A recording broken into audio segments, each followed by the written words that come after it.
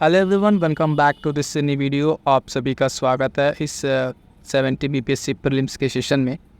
ये सेशन काफ़ी इंपॉर्टेंट होने वाला, साथियों ध्यान दीजिएगा, क्योंकि यहाँ पे जो टॉपिक हम लोग डिस्कस करने वाले हैं, भले आप देखेंगे इसका 70 बीपीएससी का डेट आगे बढ़ गया है, लेकिन ये सारे टॉपिक्स आपके लिए इंपॉर्टेंट हैं। मोस्ट इंपॉर्टेंट टॉपिक है, यहाँ से आपको प्रश्न देखने को मिलेंगे। तो इसमें एक टॉपिक कवर होगा बिहार की जनगणना 2011 वाला। बिहार के बजट को इसमें हम लोग कवर अप करेंगे, आर्थिक सर्वेक्षण को, और यहाँ से 2-3 ही प्रश्न, 4 से 5 प्रश्न आपको देखने को मिलेंगे। सबसे पहले मैं आपको दिखाऊँ जो प्रीवियस ईयर में प्रश्न पूछे गए, किस तरीके से आपके बिहार पीसीएस में, ये बीपीएससी का पेपर है, ठीक है, अलग अलग साल में ये प्रश्न पूछे गए हैं, तो किस तरीके से आपसे यहाँ से प्रश्न बनते हैं पहले वो देख लीजिए, फिर आप टॉपिक पे चलते हैं, क्योंकि पहले आपको समझ में आना चाहिए किस तरीके से यहाँ से टॉपिक से प्रश्न बनते हैं, और वो टॉपिक आपको जब पढ़ रहे हैं तो वहाँ से प्रश्न आपको मिलेंगे कि नहीं। ये पूछा था जनगणना में बिहार में जो है महिला साक्षरता दर पूछा था, सिंपल सा, ठीक है, एक प्रश्न ये पूछा था। फिर एक बार के पेपर में आपसे पूछा था कि बिहार आर्थिक सर्वेक्षण, जो उस टाइम का पेपर था आर्थिक सर्वेक्षण वाले में, इसमें गलत कथन पूछा था स्टेटमेंट दे के, ठीक है, ये भी आर्थिक सर्वेक्षण से आपका सवाल। फिर एक क्वेश्चन था आपके सामने कि वित्तीय वर्ष में राजकोषीय घाटा जीएसडीपी का कितना होने का अनुमान है, ये भी आपका बजट और आर्थिक सर्वेक्षण का सवाल, ठीक। उसके बाद एक प्रश्न दिया था 7 निश्चय भाग 2 वाले में कौन सा हिस्सा नहीं था, ये भी उसी से रिलेटेड था जो स्कीम आई थी। तो आप देख पा रहे हैं कि जो इतने आपके प्रश्न हैं, ये सारे के सारे प्रश्न एक आपका दिया है। यहाँ पे प्रश्न देखिएगा, ये प्रश्न भी इसी तरीके का कुछ है, इसमें प्रति व्यक्ति आय वाले में, और वही क्रम बिहार के जिलों का क्रम पूछ लिया था, तो ये भी आपका उसी में से क्वेश्चन हो जाएगा। तो आई होप सो कि ये पूरे टॉपिक आपको समझिए। कुछ ही क्वेश्चन है जो आपको 1-2 पेपर हमने लेके यहाँ पे दिखाया है, जिससे आपको इस टॉपिक की इंपॉर्टेंस समझ में आ गई कि अगर आप बीपीएससी प्रीलिम्स इसके पहले भी दिया होगा तो चीज़ें आपको समझ में आ गई। जो फ्रेशर थे उनके लिए मैंने एक बार बता दिया कि टॉपिक से आपको प्रश्न बनेंगे ही बनेंगे। बहुत इंपॉर्टेंट टॉपिक है और इसको कंप्लीट कीजिएगा आप लोग, ठीक है। और इससे संबंधित आपको अगर अन्य भी कोई टॉपिक है जिस पे टॉपिक वाइज जैसे तो वीडियो हम बनाएंगे जो एग्ज़ाम ओरिएंट हो, ठीक है, जिससे एग्ज़ाम में प्रश्न बनते हैं, उसी टॉपिक से हम प्रश्न बनाएंगे अभी, ठीक। और उसके साथ साथ आपको भी अगर कोई अन्य टॉपिक ऐसा लगता है जिस पर वीडियो बनानी चाहिए तो आप कमेंट जरूर कर दीजिएगा साथियों। और अभी जल्दी टेस्ट सीरीज स्टार्ट होने वाला है, ठीक है, टेस्ट सीरीज भी आपको यहाँ इस चैनल पे मिल जाएगा बिहार पीसीएस के लिए, ठीक है। अलग अलग जो इंपॉर्टेंट टेस्ट सीरीज हैं, ठीक है, उनके क्वेश्चंस और पीवाईक्यू एनालिसिस भी मिलेगी। एक इंपॉर्टेंट चीज़ आपको यहाँ पे मिलेगा पीवाईक्यू एनालिसिस, ठीक है, तो वो कंप्लीट आपका शॉर्ट नोट्स हैंड रिटन अभी उपलब्ध होगा, ठीक है। तो बने रहेगा और स्टार्ट करेंगे अपने 1 बाय 1 करके अपने टॉपिक को। यहाँ से हम लोग देखेंगे साथियों कि बिहार का बजट, ठीक है, अपकमिंग एग्जाम्स के लिए बहुत ही महत्वपूर्ण रहेगा 2024-25 का ये बजट। यहाँ से प्रश्न आपको देखने को मिलेंगे, ठीक। तो देखेंगे सबसे पहले यहाँ से कुछ इसके पॉइंट्स को। सबसे पहला पॉइंट यहाँ देखिएगा इस बिहार के बजट में कि 24-25 का जो बजट है 13 फरवरी 2024 को पेश होता है, और बिहार की जो एनडीए सरकार के उप मुख्यमंत्री थे उस टाइम पे, ठीक है, सम्राट चौधरी, उनके द्वारा ये विधानसभा में पेश किया गया, ठीक है। और ये लगभग 2.78 लाख करोड़ रुपए का बजट है, ठीक। ये थोड़ा सा आपको ध्यान रखना पड़ेगा एग्जैक्ट जो बजट का है, ठीक है, रूपरेखा कितना है, तो ये आप ध्यान रखिएगा, है ना, 2.78 लाख करोड़ का है। और यहाँ पे आप नंबर्स ऐसे ये भी पॉइंट ध्यान रखिएगा, एग्जैक्ट कई बार जो है बिहार पीसीएस ये डेटा आपसे पूछ लेता है। उसके बाद से जो भी कोई बजट हो रहा है, चाहे यूपी का हो, बिहार का हो, तो इसमें देखेंगे ये राज्य का अब तक का सबसे बड़ा बजट होता जा रहा है। क्यों? क्योंकि साल दर साल अगर आप देखेंगे तो बजट का जो रेशियो रहता है वो बढ़ता चला जाता है, तो बजट का जो ग्राफ है वो आपको बढ़ता ही दिखेगा, ठीक है। तो ये यहाँ पे पॉइंट ध्यान रखना है कि कितने का बजट है, कौन पेश किया, डेट भी याद रखिएगा थोड़ा सा, किस डेट में ये पेश किया गया है। उसके बाद से अगला पॉइंट है कि सबसे बड़ा बजट हो गया। उसके बाद इसमें कुल व्यय जो अनुमानित है वित्तीय वर्ष का, ठीक है, वो भी आपको थोड़ा सा इसमें ध्यान रखिएगा कि कितना अनुमानित है, और पिछले साल की तुलना में जो ज़्यादा, ये वाला पॉइंट ज़्यादा इंपॉर्टेंट है, जो ज़्यादा इंपॉर्टेंट है वो आपको बताते चल रहे हैं, उसको आप नोट कीजिएगा। पिछले साल की तुलना में ये बजट कितना ज़्यादा है, तो 6.4% अधिक है। ये आपको स्टेटमेंट में देखने को मिलेगा, मैं बार बार फोकस कर रहा हूँ इस पॉइंट पर, इसको आप ध्यान दीजिएगा, ठीक है। आगे बढ़ेंगे तो जब देखेंगे इसमें जो है 7 निश्चय 2 जो 7 निश्चय योजना है बिहार की, उसके 2 पे भी उसके अंतर्गत जो अन्य प्रावधान किए गए हैं, उसमें लगभग कुल बजट का लगभग, है ना, 5040 करोड़ रुपए का क्या है प्रावधान किया गया है। तो ये सुशासन कार्यक्रम के अंतर्गत है। बात करेंगे बजट के आकार में, तो वही आपको जो मैंने बताया कि साल दर साल बजट का आकार कैसे बढ़ रहा है, तो आप देखेंगे तो 20-21 में, ठीक है, 20-21 का ग्राफ, फिर देखेंगे 21-22-23, है ना, 24 और 24-25, तो आप देखेंगे लगभग ये ग्राफ क्या है, इंक्रीजिंग ऑर्डर में। तो इस तरीके से जो हर साल जो बजट आएगा वो क्या होगा, साल दर साल बढ़ता ही जाएगा, ठीक है। तो इसमें बहुत ज़्यादा सोचने वाली बात नहीं है, लेकिन कितना बढ़ रहा है वो पॉइंट आपको ध्यान रखना है, जो हमने आपको बताया 6.4% वाला, ये पॉइंट आपको ध्यान में रखना है। ठीक, अगला पॉइंट है वित्त वर्ष 23-24 में जो बिहार की विकास दर है वो कितना दर्ज की गई है, तो 10.64%। ये क्या है, बिहार में विकास दर इतना दर्ज की गई है और राज्य में लगभग 2.5 करोड़ लोग गरीबी रेखा से बाहर आए हैं। तो ये जो डेटा है आपको एग्जैक्ट ऐसे ही आपको याद रखने पड़ेंगे, ये प्रश्न आपसे पूछेगा। ठीक है, तो स्टेटमेंट बना के उसमें रखिएगा कितना पॉइंट, इतना परसेंट, ये सब आप कीवर्ड बना के नोट कर लीजिएगा। बजट में बात करेंगे शिक्षा, ग्रामीण विकास, समाज कल्याण और ग्रामीण कार्य स्वास्थ्य क्षेत्र पर सबसे ज़्यादा फोकस किया गया है। ठीक, और क्या क्या इसमें पॉइंट्स हैं, तो 2-3 पॉइंट ये हैं जो जीडीपी से संबंधित है। तो देखिएगा 2022-23 में जीएसडीपी जो वृद्धि दर थी स्थिर मूल्य पर वो 10.64% है, ये वास्तविक पे है।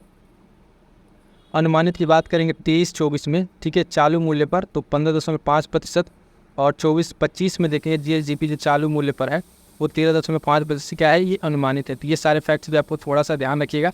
आगे बढ़ेंगे, देखेंगे नेक्स्ट पॉइंट। अब यहाँ पर कुल जो प्राप्तियाँ हैं कहाँ कहाँ से हैं, ठीक है, तो ये प्राप्तियों का अलग ब्यौरा है, इसमें उतना नहीं जाना है। ठीक है, ये एक मतलब कहाँ से कितनी प्राप्तियाँ, प्राप्तियाँ दो तरीके की होती है, एक राजस्व प्राप्तियाँ, ठीक है, पूंजीगत प्राप्तियाँ। ठीक, ये पॉइंट कहाँ कहाँ से, तो आप जानते ही हैं कि बजट में जो है अपना राज्य का खुद का अपना टैक्स होता है, फिर केंद्र सरकार से लेता है, और पूंजीगत में आपका उधारी है, ऋण वसूली है, ये सब सारी चीज़ें आएंगी। ठीक, राजस्व बचत और राजकोषीय घाटा, ये दोनों ध्यान रखिएगा। तो जो सबसे इंपॉर्टेंट पॉइंट्स है इसमें ये दो, राजस्व बचत और राजस्व राजकोषीय घाटा। तो ये देखेंगे 1121 करोड़ के आसपास, और राजकोषीय घाटा जो 29,095। ठीक है, 29,095, ये डेटा भी आप याद रखिएगा, सारा का सारा आप यहीं देख लीजिएगा करोड़ में है ना। तो ये 2 पॉइंट यहाँ पे आपको ज़्यादा इंपॉर्टेंट है जो ध्यान रखना है। ठीक है, इतने सारे पॉइंट्स याद रखेंगे तो आपके प्रश्न हो जाएंगे, जो भी पीसीएस में प्रीलिम्स से प्रश्न बनते हैं यहाँ से आपके प्रश्न हो जाएंगे।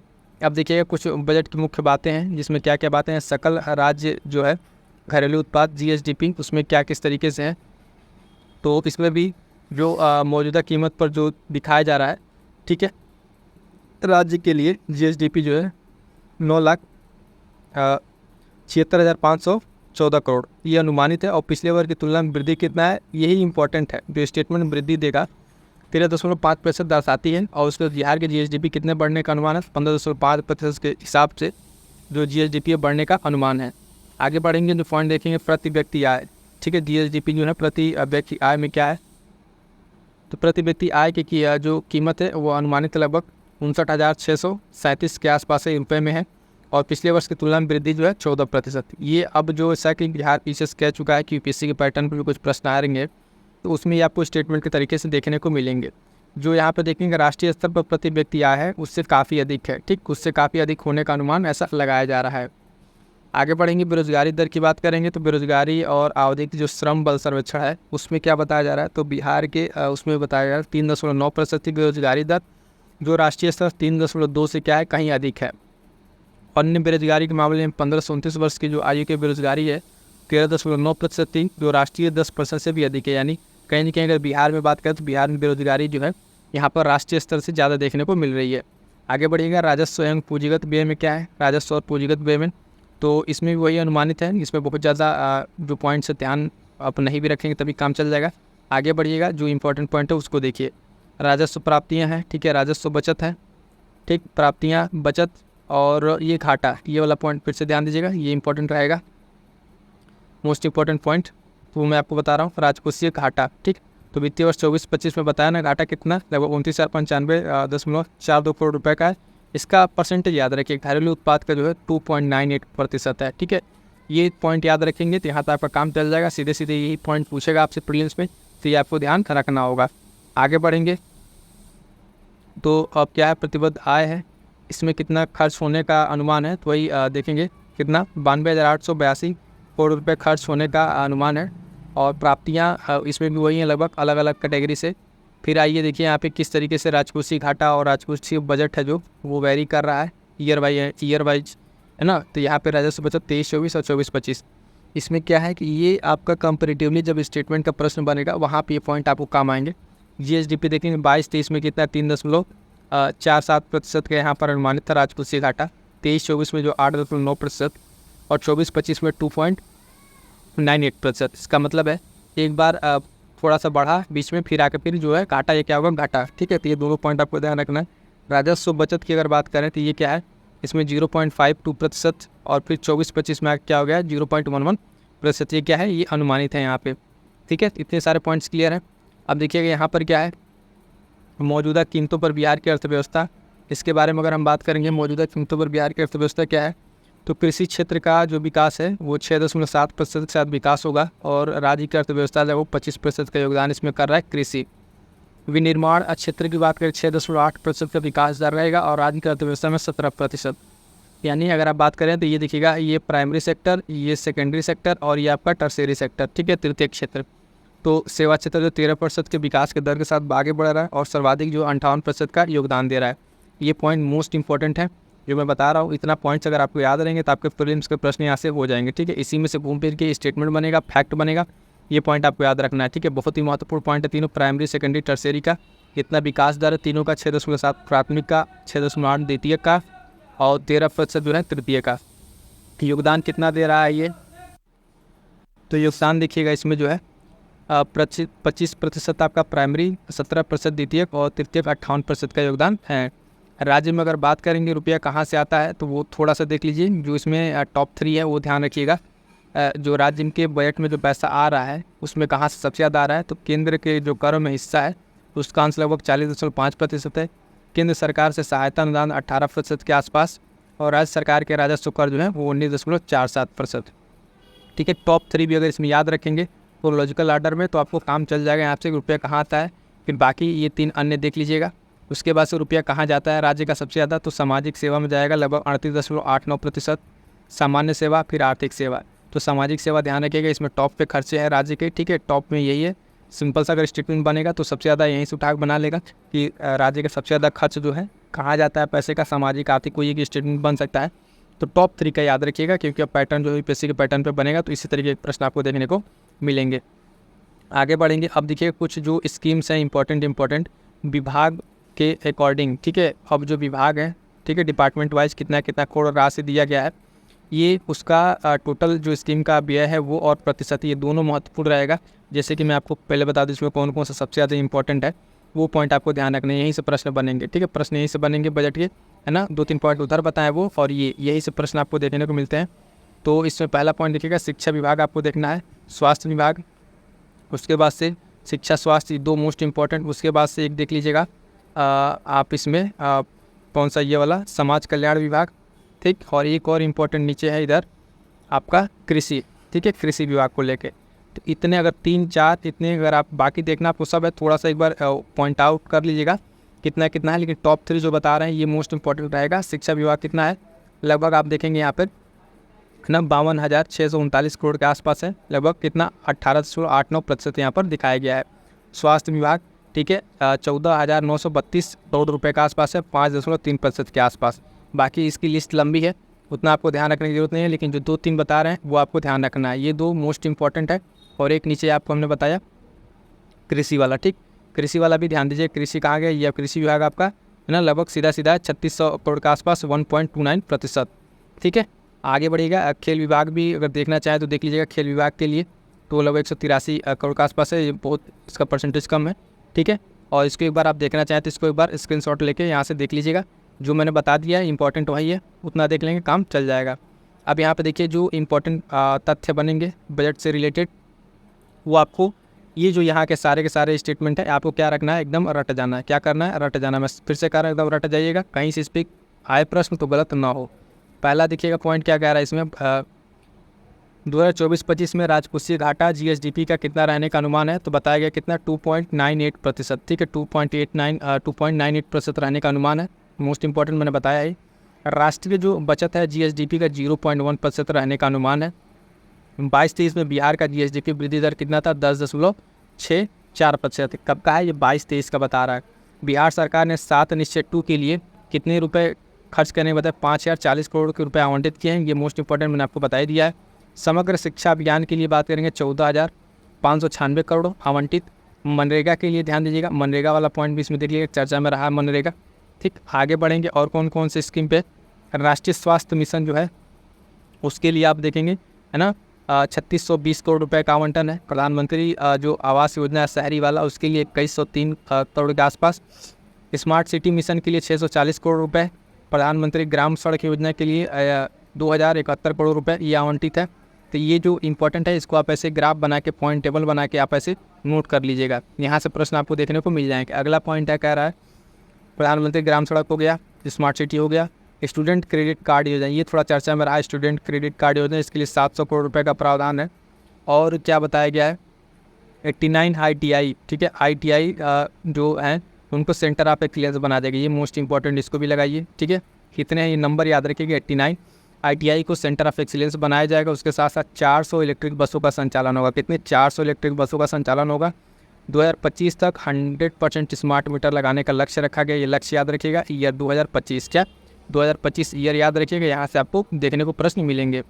अगला पॉइंट है मुख्यमंत्री निश्चय एवं सहायता, जो स्वयं सहायता योजना भत्ता है, उसके तहत जो है एक साल में वित्तीय वर्ष में 200 करोड़ रुपए का प्रावधान है। हर घर जो है नल का जल योजना के लिए 1295 करोड़ रुपए और नवीकरणीय ऊर्जा के लिए लगभग ऊर्जा से 35% बिजली उत्पादन का लक्ष्य रखा गया है। तो फिर से बता दूं साथियों, बजट से संबंधित जो आपको हमने इतने पॉइंट्स बताए, ऊपर आपको सारे के सारे पॉइंट्स यहाँ से स्टार्ट किया। बजट जो टू द पॉइंट इंपॉर्टेंट था पूरी मैगजीन में, जहाँ से प्रश्न बनेंगे PYQ एनालिसिस करने के बाद मैं आपको बता रहा हूँ, ठीक है। कंप्लीट PYQ एनालिसिस कहाँ कहाँ से प्रश्न बने हैं वो चीज़ आपको मैं बता दिया हूँ। लास्ट के ये पॉइंट्स में बता दिए। इतने पॉइंट्स अगर आप रट जाएंगे तो यहाँ पर आपको कोई भी टेस्ट सीरीज लगाएंगे तभी आपको प्रश्न देखने को मिलेगा, और साथ साथ फाइनल एग्जाम में आपको प्रश्न देखने को मिल जाएगा। तो ये था, यहाँ तक आपका क्या होगा, कंप्लीट जो है बजट जो है बिहार का कंप्लीट हो जाता है। क्लियर है। अगला पॉइंट है, अब देखिएगा, बिहार की जो जाति जनगणना रही 2023 की, ये भी चर्चा का विषय रहा है। इसको भी यहाँ पे कंप्लीट कर लेते हैं। एक छोटा सा पॉइंट रहेगा और ये महत्वपूर्ण रहेगा। इसमें क्या क्या जो कुछ फैक्ट्स आए हैं वो सारे फैक्ट्स आपको बता देते हैं। तो देखेंगे स्टार्टिंग इसकी कहाँ से हुई। सबसे पहले देखिए बिहार का जो जाति सर्वेक्षण 2023, इसमें जो है ध्यान दीजिएगा 2 अक्टूबर 2023 को महात्मा गांधी की 154वीं जयंती पर इसको बिहार में स्टार्ट किया गया। उस समय का डेवलपमेंट जो कमिश्नर थे वो विवेक सिंह ने इसको क्या किया, इसके आंकड़े जारी किए थे और बिहार विधानसभा के लिए 2019 में प्रस्ताव पारित किया गया था इस चीज़ को करने के लिए, ठीक। इसमें देखेंगे टोटल क्या है जो हमारे लिए इंपॉर्टेंट रहेगा। कुल परिवारों की संख्या स्किप कीजिए। राज्य में कुल जनसंख्या पहले देखिए, ये इंपॉर्टेंट है, 13,07,25,310, ये इंपॉर्टेंट रहेगा। राज्य की कुल जनसंख्या है ना 13 करोड़ के आसपास है, 13.7 लाख करोड़, ठीक है। तो ये ध्यान देंगे।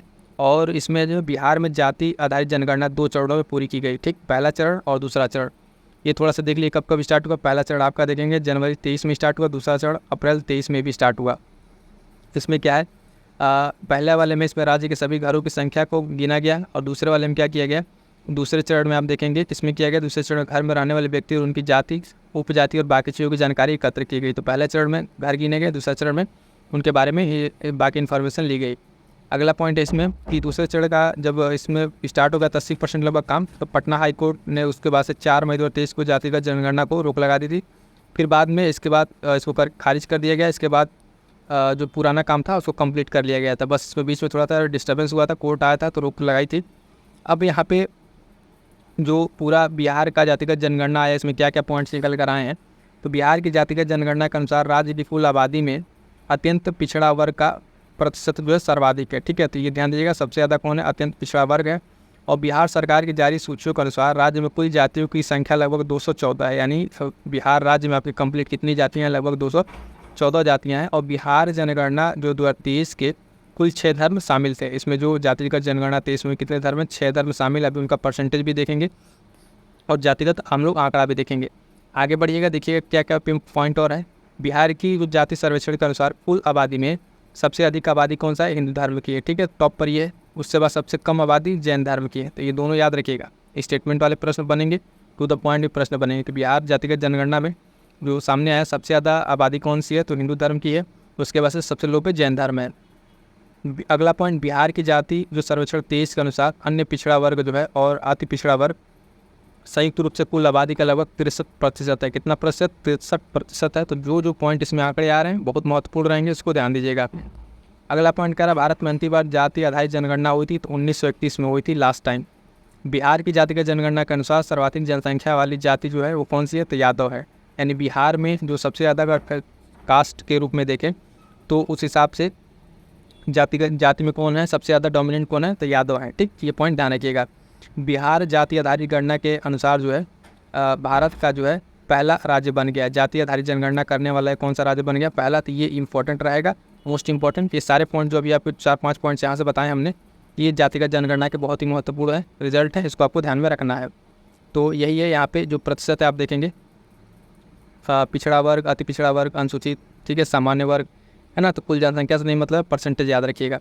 पिछड़ा वर्ग 27, है ना, और अति पिछड़ा 36, अनुसूचित आपका 19%। ये सारे पॉइंट्स आपको ध्यान में रखने हैं। जातिगत वही आई बात, जो जातिगत अब परसेंटेज की बात करेंगे तो यादव टॉप पर हैं, ठीक है, लगभग 14.26% के आसपास। उसके बाद से दूसरे पे हैं रविदास, ठीक है, मोची करके, कुशवाहा, है ना, ब्राह्मण और राजपूत। टॉप 5 याद रखिएगा, टॉप 5 आप याद रखिएगा जो जातिगत जनगणना में है, ठीक है।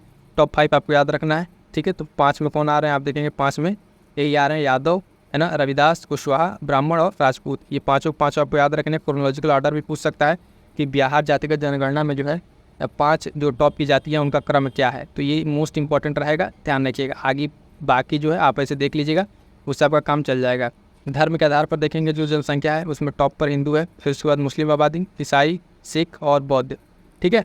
तो ये टॉप 5 याद रखिएगा। परसेंटेज के हिसाब से 81% जो है ओवरऑल अगर बात करें धर्म के आधार पर तो 21.99% है, लगभग 82% के आसपास हिंदू आबादी है।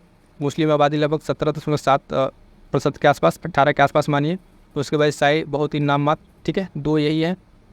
पर इन दोनों में टॉप 3 टॉप 5 अगर याद रखते हैं तो काम चल जाएगा। 3 में इसमें याद रखेंगे तभी काम चल जाएगा। हिंदू, मुस्लिम, फिर ईसाई है। ये क्या है, धर्म के आधार पर है।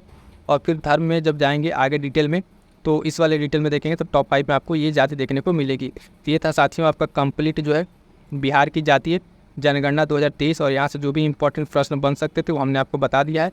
इतना कर लेंगे आपका प्रश्न जो है परीक्षा में आएगा, प्रीलिम्स में गलत नहीं होंगे। क्लियर है।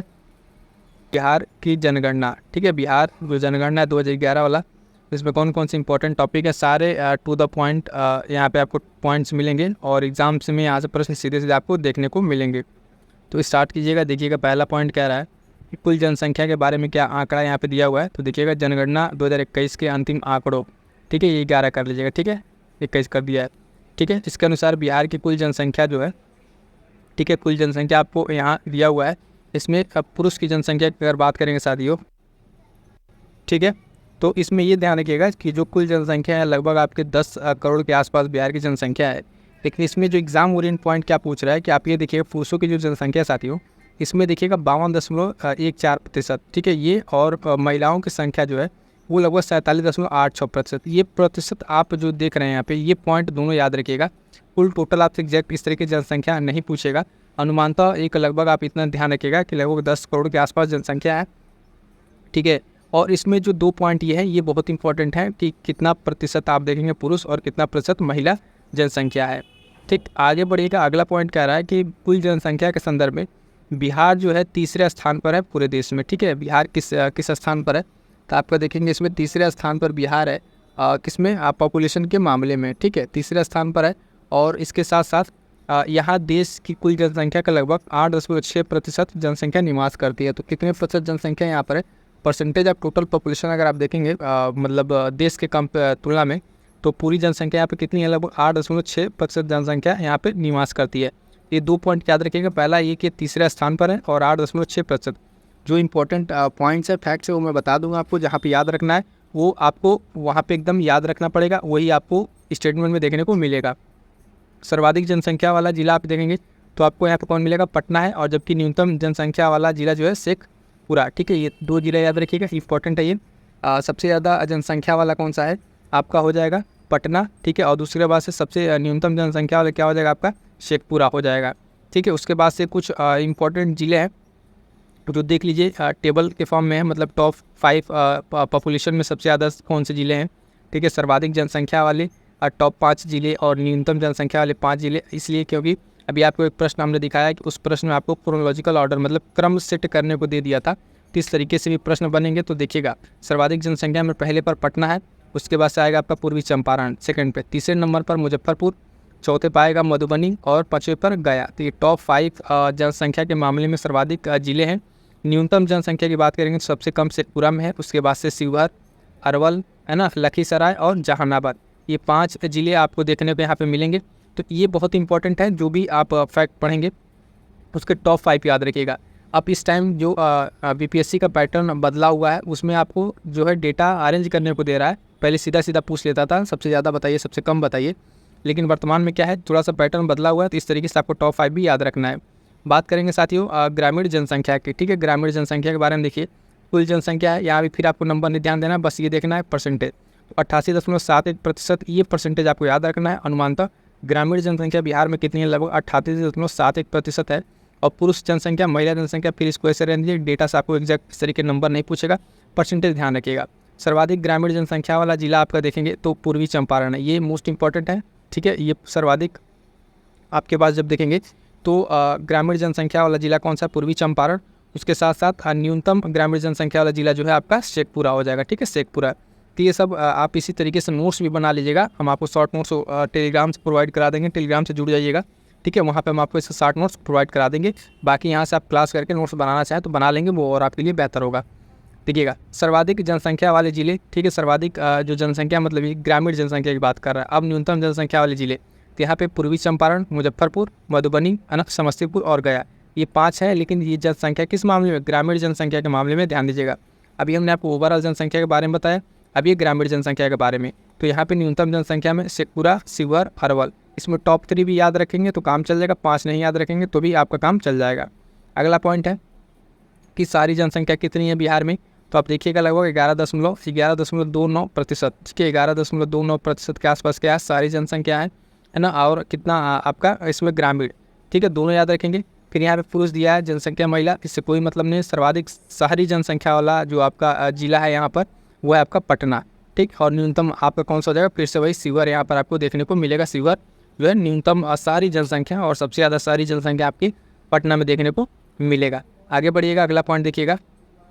अब यहाँ पर फिर 2-3 जो टॉप शहरी जनसंख्या वाले और न्यूनतम शहरी जनसंख्या वाले जिले, तो पटना, फिर भागलपुर, फिर गया और बेगूसराय। टॉप 3 याद रखिएगा, पटना, भागलपुर और गया को याद रखिएगा। सर्वाधिक जनसंख्या इस मामले में है, शहरी मामले में है। और न्यूनतम जनसंख्या आप देखेंगे शिवहर, अरवल और कैमूर, ये 3 याद रखिएगा। क्लियर है। अब देखिएगा 10 की वृद्धि, यहाँ से भी जो आपके स्टेटमेंट बेस्ड प्रश्न बनते हैं 10 की वृद्धि से संबंधित, तो ध्यान दीजिएगा। वर्ष 2001 से 2011 के मध्य बिहार की 10 की जनसंख्या जो वृद्धि दर रही 25.42% रही, ये इंपॉर्टेंट है, ध्यान रखिएगा। यह राष्ट्रीय औसत जो 17.7 से करीब 7.7% अधिक है। यहाँ से अब आपको प्रश्न देखने को जो मिलेगा, इस पॉइंट पर अगर आपको प्रश्न मिलेगा तो सीधा सीधा तो पहले ये पूछेगा कि बिहार की जो 10 की जनसंख्या वृद्धि है वो कितनी रही है, तो आपको यहाँ पे ध्यान रखना पड़ेगा 25.42% वाला। और ये देखिएगा कि जो राष्ट्रीय औसत है जनसंख्या वृद्धि का 10 के लेवल पे, उससे ज़्यादा है कहीं ना कहीं, तो 7.7% ज़्यादा है।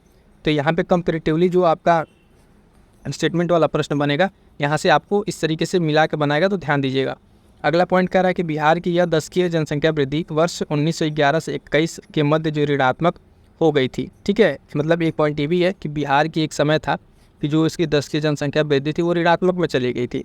कितना, तो माइनस में हम देखेंगे 0.97%। ये कब की बात है, तो 1911 से 1921 के बीच की ये बात है, जब बिहार की 10 की जनसंख्या क्या हो गई थी, नेगेटिव चली गई थी। तो ये ईयर भी याद रखिएगा, सिंपल से एक स्टेटमेंट बनाएगा कि बिहार की जो 10 की जनसंख्या वृद्धि है वो किस वर्ष ऋणात्मक रही थी, तो 1911 से 21 के बीच में रही थी।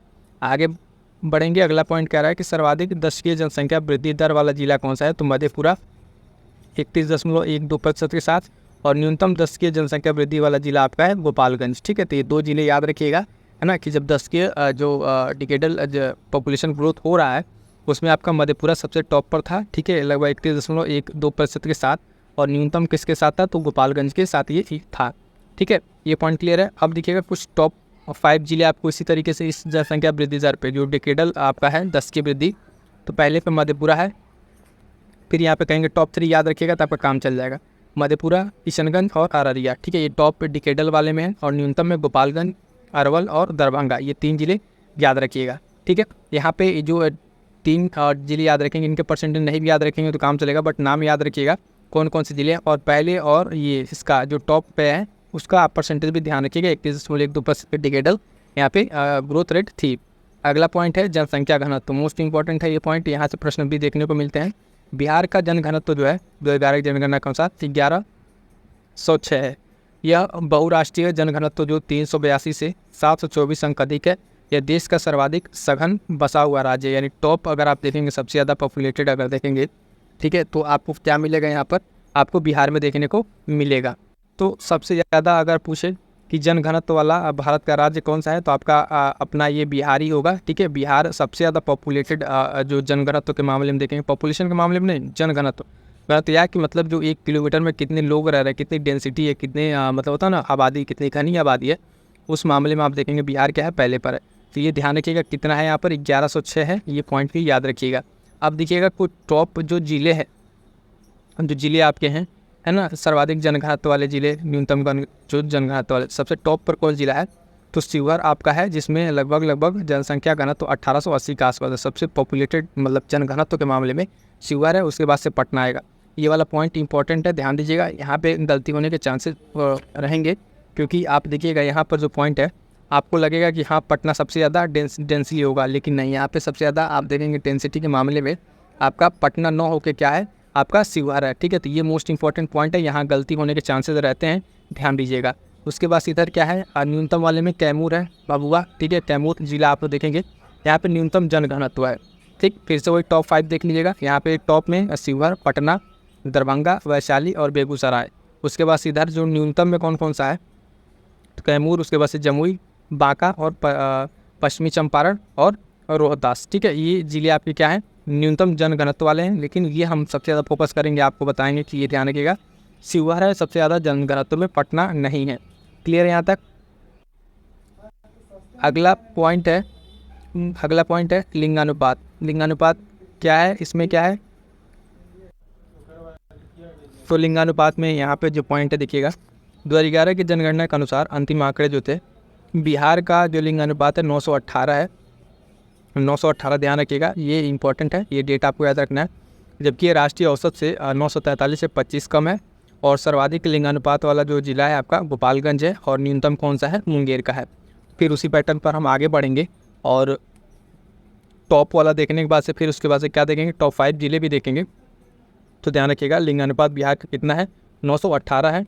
इसके साथ साथ हम आपको शिशु लिंगानुपात वही बताते हैं, जो शिशु लिंगानुपात कितना है बिहार का। पहले इसमें टॉप 5 जिला देखिए, तो देखिएगा सर्वाधिक लिंगानुपात वाले में क्या है साथियों, टॉप जिले में पहले पे गोपालगंज, फिर सिवान, सारण और किशनगंज, ठीक है। गोपालगंज याद रखिए कितना है, तो 1021 के आसपास है, ठीक है, ये ध्यान रखिएगा। और न्यूनतम में जब आप देखिएगा तो आपको मिलेगा मुंगेर, है ना, भागलपुर, खगड़िया और शिवहर। तो मुंगेर का 876 के आसपास है, तो ये न्यूनतम है। तो जो बिहार का आप देख लिए यहाँ पे लिंगानुपात 918, और टॉप में गोपालगंज, न्यूनतम में मुंगेर, और बाकी टॉप 3 भी देख लिया। उसके बाद से आप यहाँ पे एक देख लीजिए शिशु लिंगानुपात कितना है, ये भी देख लीजिएगा। तो शिशु लिंगानुपात आप देखेंगे यहाँ पे जो चाइल्ड सेक्स रेशियो है, ये क्या है कि बिहार का शिशु लिंगानुपात 935 है, ये पॉइंट याद रखें, 935, जबकि राष्ट्रीय लेवल पर 919 है। तो उससे 16 देखिए, तो यहाँ पे कुछ बेहतर है, राष्ट्रीय स्तर से अगर तुलना की जाए तो यहाँ पर ये बेहतर है। सर्वाधिक शिशु लिंगानुपात वाला जिला आपका किशनगंज है, और न्यूनतम कहाँ पर है, तो न्यूनतम आपका वैशाली में 904। ये भी पॉइंट आपको याद रखें, टू द पॉइंट आपको इसका नोट्स बनाइएगा, है ना। और नोट्स ना बना पाएँ तो फिर यहाँ से आप टेलीग्राम ज्वाइन कीजिएगा, बहुत जल्द वहाँ पर आपको नोट्स अपडेट कर दिया जाएगा। शिशु लिंगानुपात 935, ठीक है, बिहार का, और राष्ट्रीय स्तर पर 919। सबसे टॉप पे कौन है, किशनगंज है, और न्यूनतम वैशाली है, ठीक है। आगे बढ़ते हैं, अब देखते हैं साक्षरता दर, ठीक। अगला पॉइंट क्या है, साक्षरता दर, इंपॉर्टेंट ये भी है। साक्षरता दर से आपको प्रश्न देखने को मिलेंगे, यहाँ से किस किस पॉइंट से कैसे प्रश्न बनते हैं ये भी देखिएगा। तो पहला पॉइंट कह रहा है कि जनगणना 2011 के अंतिम आंकड़े के अनुसार आप देखेंगे बिहार की साक्षरता दर कितनी है, 61.80%, ठीक है, 61.80% क्या है यहाँ पे लिटरेसी रेट आपको देखने को मिलेगी, है ना, ये आपको ध्यान रखना है। और इसमें पुरुष कितना है, महिला कितना है, तो पुरुष की साक्षरता दर जो है 71.2%, और महिला कितनी है, 51.5%। कितना है, 51.5%। ये तीनों डेटा आपको एकदम रटे होने चाहिए, स्टेटमेंट में आए, कंपेरिजन करने के लिए आए, ठीक है ना। उसमें आपको आंकड़े ही आपको ध्यान रखने हैं कि कई बार अभी जो प्रश्न ऊपर पूछा था उसमें सीधे सीधे आपको ये महिला साक्षरता दर पूछा हुआ था। अभी जो हमने प्रश्न आपको दिखाया था बीपीएससी प्रीलिम्स का ही, उसमें ये पूछा हुआ था, ठीक है। तो ध्यान दीजिएगा टोटल साक्षरता दर कितनी है, 61.8% है ना, पुरुष की कितनी है 71.2, और महिला 51.5। तो ये फैक्ट भी आपको ध्यान रखना है। आगे बढ़ेंगे और साक्षरता दर के मामले में कुछ अन्य फैक्ट देखेंगे। तो देखेंगे सर्वाधिक साक्षरता दर कहाँ की है, तो टॉप पर अगर आप देखेंगे लिटरेसी रेट में तो आपका रोहतास है लगभग 73.37% के साथ, यानी साक्षरता में सबसे ज़्यादा टॉप पर जिला कौन है? रोहतास। न्यूनतम कहाँ का है? तो पूर्णिया का है 51% के आसपास, ठीक है। और फिर उसके बाद से 2 पॉइंट है, ठीक, पुरुष और महिला का, ठीक। इसमें साक्षरता में 6 पॉइंट बनेंगे। पहला आपने बिहार का देख लिया साक्षरता, ओवरऑल देखा पुरुष की साक्षरता दर कितनी है, महिला कितनी है, ठीक। उसके बाद से जिला ओवरऑल में देखेंगे कि किस जिले में जो है सर्वाधिक साक्षरता और न्यूनतम किस जिले में। अब हम पॉइंट कवर कर रहे हैं कि सर्वाधिक पुरुष साक्षरता वाला जिला कौन सा है, तो रोहतास फिर से, और न्यूनतम पुरुष साक्षरता वाला पूर्णिया। तो यहाँ पे सेम है, ठीक है। बदलेगा शायद आपके अगला वाले में। महिला साक्षरता दर टॉप वाले में रोहतास फिर से अपनी जगह पर है, लेकिन महिला में जो न्यूनतम है वो सहरसा का है। कहाँ पर है? हम देखेंगे सहरसा का है, किसका? उससे देखेंगे फीमेल के लिए, तो आपका यहाँ पर क्या हो जाएगा? सहरसा हो जाएगा, ठीक है। तो बाकी आप अगर ये वाला पॉइंट याद रखें, सर्वाधिक साक्षरता रोहतास, तो ये दिखेगा यम और एफ बना दे रहे, मेल फीमेल में भी यही है, ठीक है। न्यूनतम साक्षरता दर में आपका, ठीक है, टोटल में आपका फीमेल है, लेकिन आप देखेंगे न्यूनतम महिला साक्षरता दर में सहरसा आपको देखने को मिलेगा। ये डिस्ट्रिक्ट वाइज आप देखेंगे महिला का अगर सिर्फ देखेंगे तो, ठीक। अगला पॉइंट कह रहा है कि राष्ट्रीय स्तर पर बिहार पुरुष तथा महिला साक्षरता दोनों के संदर्भ में सबसे निचले पायदान पर। ये थोड़ा सा बिहार के लिए तो उसकी बात है, क्योंकि बाकी सारे स्टेट इससे ऊपर हैं और सबसे निचले पायदान पर अपना बिहार ही है। यहाँ पर देखेंगे तो इसमें पुरुष और महिला साक्षरता में सबसे लोएस्ट पायदान पर है। बिहार की महिला साक्षरता दर 2001 में जो है 33.57% थी, ये थोड़ा सा ध्यान रखना है।